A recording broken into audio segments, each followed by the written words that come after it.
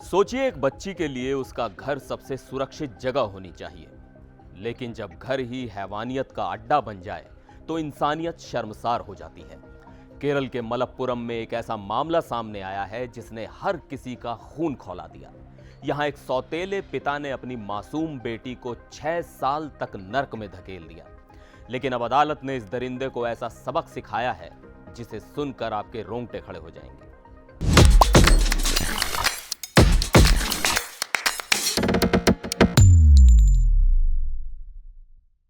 केरल के मलप्पुरम जिले के मंजेरी शहर में स्थित त्वरित विशेष अदालत ने एक ऐतिहासिक फैसला सुनाया है।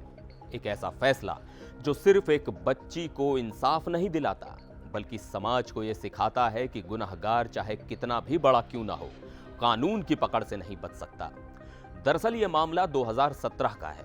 एक सौतेला बाप जो तमिलनाडु का रहने वाला है, अपनी 14 साल की मासूम बेटी का 6 साल से यौन शोषण कर रहा था। यह घिनौना खेल तब शुरू हुआ जब बच्ची सिर्फ 8 साल की थी।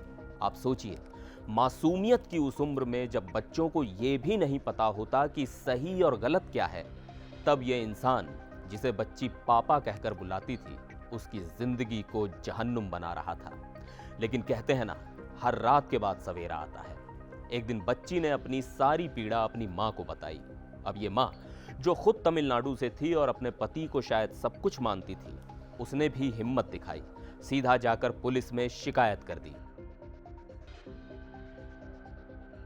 इस मामले की सुनवाई मंजेरी की त्वरित विशेष अदालत में हुई। न्यायाधीश अशरफ एम ने इस हैवान को दोषी ठहराया। अब ऐसा फैसला आया जिसे सुनकर ये दरिंदा और बाकी ऐसे दरिंदे कांप उठे। 141 साल की कुल सजा। जी हां, 141 साल। आप सोच रहे होंगे कि क्या यह आदमी 141 साल जेल में रहेगा? नहीं।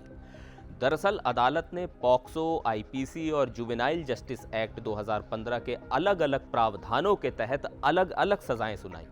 उन सभी सजाओं को जोड़कर यह सजा कुल 141 साल की हुई।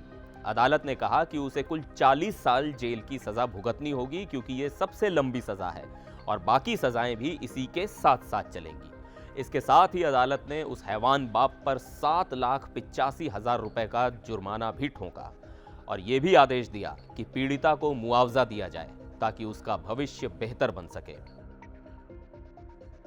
अब सोचिए, एक ऐसा आदमी जिसने एक बच्ची का बचपन बर्बाद कर दिया, उसे उसकी उम्र भर की सजा मिली। यह सजा सिर्फ इस बच्ची का दर्द नहीं मिटाएगी, बल्कि यह बाकी ऐसे गुनहगारों के लिए एक कड़ा संदेश जरूर है। अदालत के इस फैसले ने साबित कर दिया कि गुनहगार चाहे कितना भी ताकतवर क्यों ना हो, कानून के सामने उसकी एक नहीं चलती। लेकिन अब ये हमारी जिम्मेदारी है कि ऐसे मामलों में हम चुप ना रहें। चुप रहना भी एक तरह से गुनाह है। अगर आपके आसपास भी ऐसी कोई घटना हो तो तुरंत एक्शन लें। एनडीटीवी इंडिया पर फिलहाल के लिए बस इतना ही। मुझे दीजिए इजाजत। नमस्कार।